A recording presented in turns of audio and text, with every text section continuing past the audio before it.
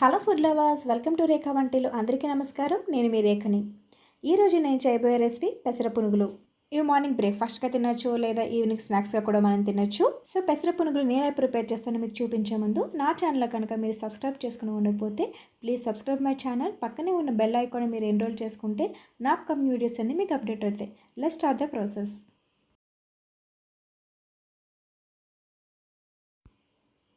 ముందుగా పెసరపప్పుని ఒక 3 to 4 అవర్స్ సోక్ చేసుకోవాలి. నేను ఆల్రెడీ సోక్ చేసుకొని ఉంచుకున్నాను.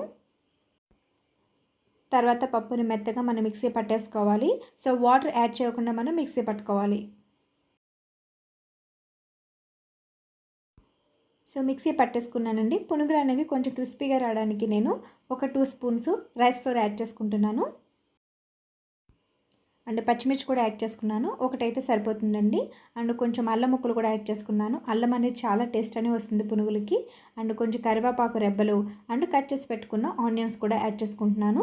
కొంచెం జీరా కూడా యాడ్ చేసుకుంటున్నాను. అండ్ టేస్ట్కి తగ్గట్టు సాల్ట్ కూడా యాడ్ చేసుకోవాలండి. యాడ్ చేసుకున్న తర్వాత దీన్ని అంతటిని బాగా కలిపేసుకోవాలి.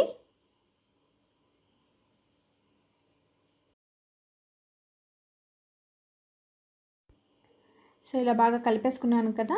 ఇప్పుడు దీన్ని చిన్న చిన్న ముద్దలుగా తీసుకొని మనం పునుగులు వేసేసుకోవాలి. స్టవ్ మీద పాన్ పెట్టుకొని ఆయిల్ వేసుకొని ఆయిల్ హీట్ అయిన తర్వాత మనం పునుగులు వేసుకోవాలి. మీడియం ఫ్లేమ్లో మనం ఫ్రై చేసుకోవాలి. సో ఈ పునుగులు ఎక్కువ ఆయిల్ని కూడా అబ్జర్వ్ చేసుకోవు. So don't worry. సో ఇలా గోల్డెన్ కలర్ వచ్చిన తర్వాత మనం ఒక ప్లేట్లో వేసేసుకోవచ్చు. మీకు అవసరం అనుకుంటే టిష్యూ వేసుకొని వేసుకోవచ్చు.